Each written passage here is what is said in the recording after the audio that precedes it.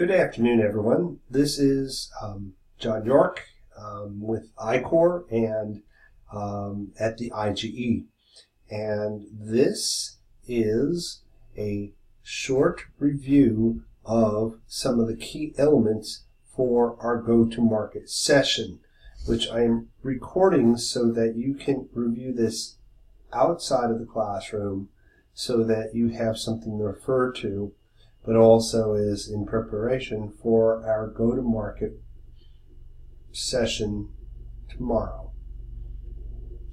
And I think one of the things I want to just relate to you guys is instead of spending a lot of time reviewing the go-to-market elements, today I'm going to, in this video, cover those elements so that we can have more time to spend with the mentor working on a go-to-market slide. In fact, we're going to make this a whiteboard exercise. So, a few things I want to emphasize relative to go-to-market that is very important is that, one, your go-to-market is driven by the pieces of your business model canvas. So if you think about the right side of the canvas, which focuses on value creation, you can see there are a number of elements that we will cover here that are within that side. And then on the left side, relative to more of the operational aspects, that is also very important as well. So we will be covering that. What's interesting is that, as we look at the business model canvas, there's also a commercialization canvas that has come out of Cambridge and out of Cranfield universities by professors Fadke and Vaikaranam. And I think this is very helpful because if you look under the column that talks about commercialization journey, what you start noticing here are a number of elements that you can actually find within the business model canvas. It's just a little bit more detailed, and it relates over not only the elements which we call vectors, but also in terms of the different chasms that a startup needs to cross, moving from idea to concept to prototype, then in confirming the prototype has traction, ultimately to a viable product, which is a very, very large chasm. And a viable product is not just functionally, but commercially. So you have to think about technology readiness levels, but also commercialization readiness levels, and then ultimately looking at market expansion. And as well, the other canvas that helps to set the stage is what we call a product market fit canvas, which simplifies things a little bit more, which looks at, on one side, the customer segment, which looks at the characteristics of the customer as well as the job to be done, also the problems and needs that these customers have so that they would, in essence, hire your product, and then the channel by which you are going to have your product be able to reach that customer, and then what user experience that the customer is looking for to realize value. And alternatively, as we look at the product and service side, okay, so this is sort of a reverse of the value proposition canvas. In a product market fit canvas, we look at not only the customer, we will look at product and alternatives, being your competition that your customers might be using to get the job done. And then you have key features, which are the essential parts of your product or service to meet your customer requirements. And then the value of the channel, contrasting which channel you want to service. So the channel's value deriving from, whether they expand reach, get into certain customer groups, or does it make more sense in terms of keeping that channel more direct?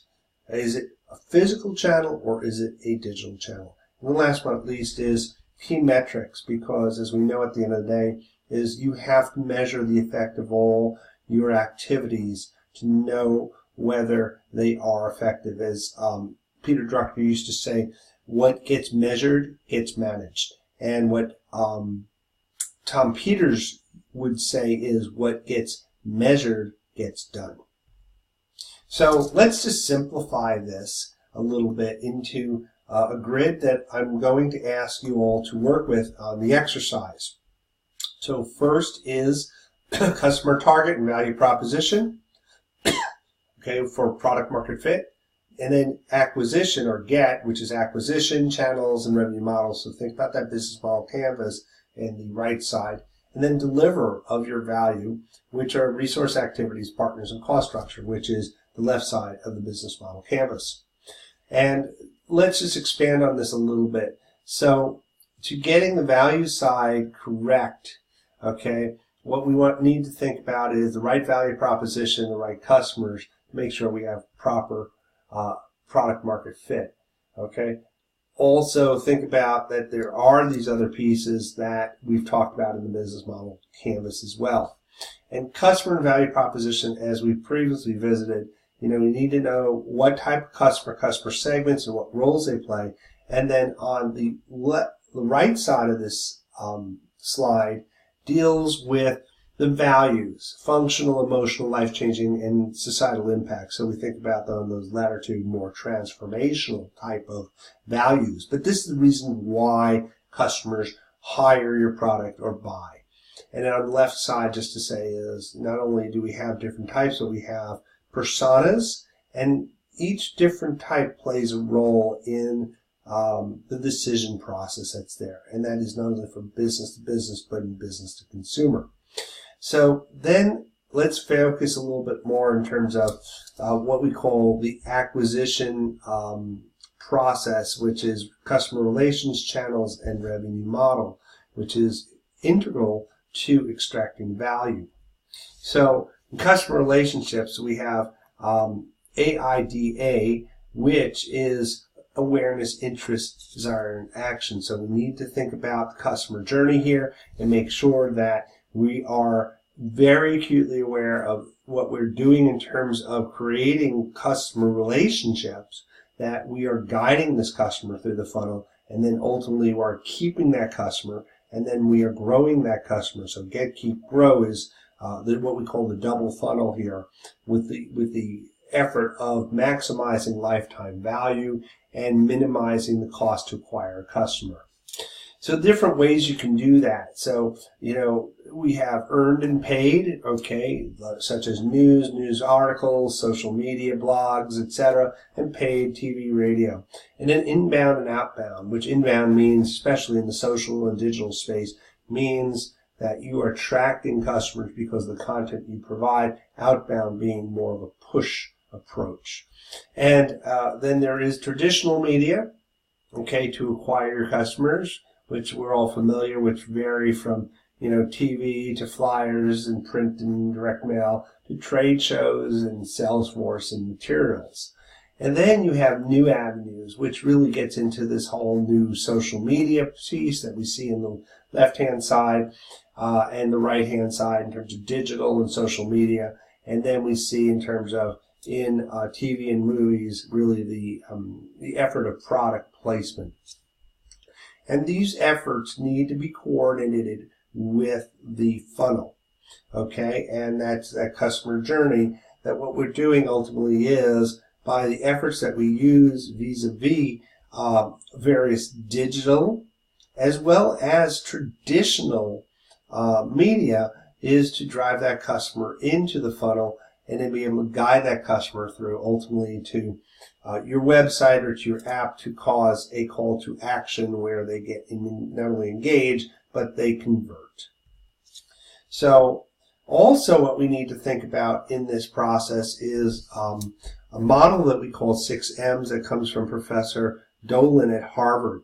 And you can break those 6 pieces into 2 sections. One being strategy, which relates to market, mission, and message. And then implementation, which is media, which is more of the tactic that you're going to do, and the money you're going to spend on that tactic. And then ultimately, you need to have a way to measure or assess success. So a key metric that would be there. E.g. in digital, it could be click-throughs, time on page, bounce rate. It can be conversion rates that are there. It could be shopping cart, going into the shopping cart, ultimately converting the shopping cart, time in shopping cart, bouncing from shopping cart, just to give you some examples that are there. And relative to channels, channels being where we get the product to the customer, we need to understand that there's a push and a pull. And channels are the push piece where we need to be able to load product into the channel and ultimately be able to pull that through the end user and customers through our various advertising and communications, and basically part of integrated marketing communications efforts. And there are different channel types. Okay, as we discussed previously, there are physical channels, which are traditional wholesaler, retailer, and then there are digital channels, such as we see more frequently in terms of Amazon and the App Store. But there also are direct channels where, like Tesla or wine clubs, where they will directly interact with the customer, or indirect, where you're mass marketing and scaling to cross the chasm and really broaden audience reach and efficiency. And unfortunately, there is a trade-off with channels and intermediaries. And I think over here what is interesting is that if you look at looking at an Adidas shoe, and this is something that we've gathered from working with running warehouses, is that the $100 Adidas shoe, working through a channel and a retailer, may take up at least 50% of your list cost. And that's because they have to have some margin for carrying inventory and being able to market, promote, and account for the sale that's there. The flip side to that is that you end up having broader reach, a broader audience, so you go into the mass market. And only if you're looking to have a product or a brand that's in hundreds of millions of dollars, you need to think about that, especially if you're going to cross the chasm.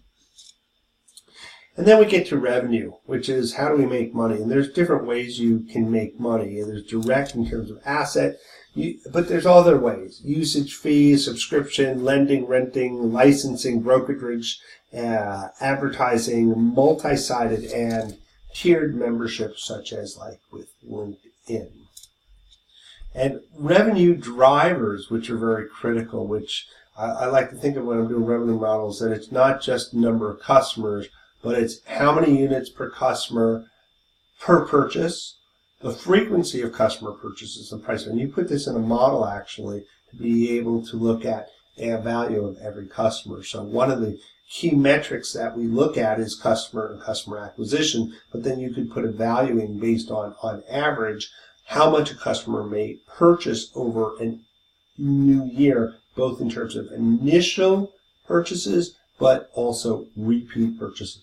Therefore, loyalty is very critical when we look at lifetime value as well as cost to acquire a customer. And then you get into the other piece, which is pricing models, which there are fixed and dynamic models. The fixed you can see on the left-hand side, list, feature, segment, dependent, volume, whereas dynamic could be negotiated yield, which is inventory-based, e.g. such as Uber, believe it or not, real-time demand, an auction like in eBay. And then we flip over to the other side, which is the delivery of value. Okay, and that involves looking at resources and activities that support your opportunities that are there.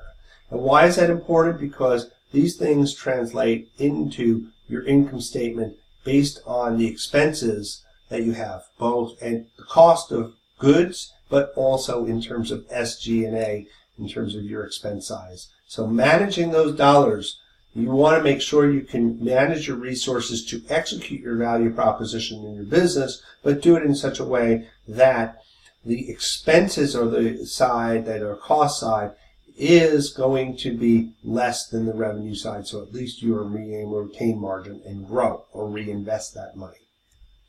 So let's go into things that we need to think about in terms of in that support our ops side, such as resources. And the brief acronym I have is PIPPC, which is people, intellectual property, physical, and capital. And then you have to think about activities, employing various resources to execute upon the key things that you need to get done to deliver your value proposition.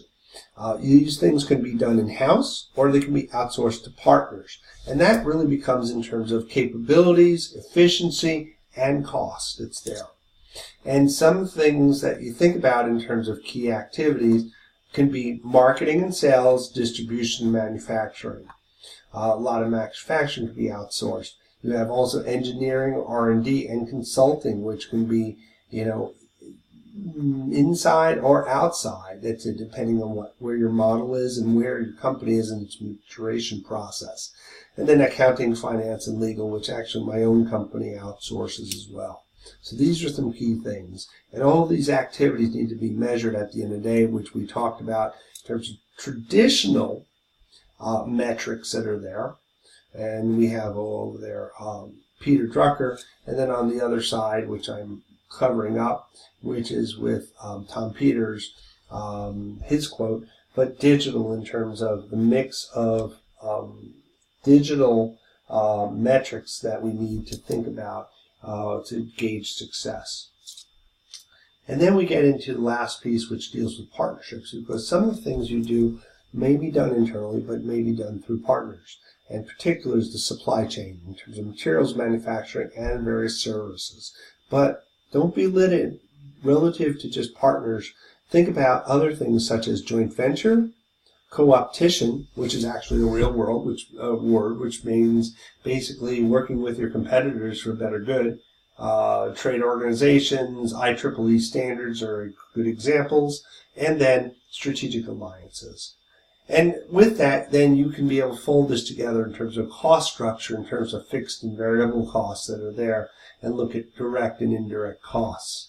And why this is important at the end of the day is either you're burning your money because you're not managing your resources and activities properly, it leads to profit, and it leaves you extra money if you're making profit to acquire very interesting assets, such as we saw with Instagram by Facebook. So in closing, remember, we can simplify this process. There's a lot to unpack here. But remember, the first thing is, do we have product market fit? That based on the customer who you have targeted and the value. Then how do we get and how do we create that value? Acquisition channels and revenue model. And then deliver, which is the last few pieces we talked, resources, activities, partners, and cost structure, and realizing the activities can be split in-house or outside of house. So with this slide, one of the actions that we are going to ask during the workshop is going to be that you and your mentor will get together on the whiteboard and you will map out in this slide relative to what are the key go-to-market activities, or whether it's going to the first dollar and first customer or going to a point of inflection, which could be a buyout by an acquisition acquirer, could be potentially if you have an IP asset, for instance. Okay, hopefully this was helpful. I want to save you a little time so that we could spend more time at the whiteboard. Thank you much, and I look forward to seeing you tomorrow.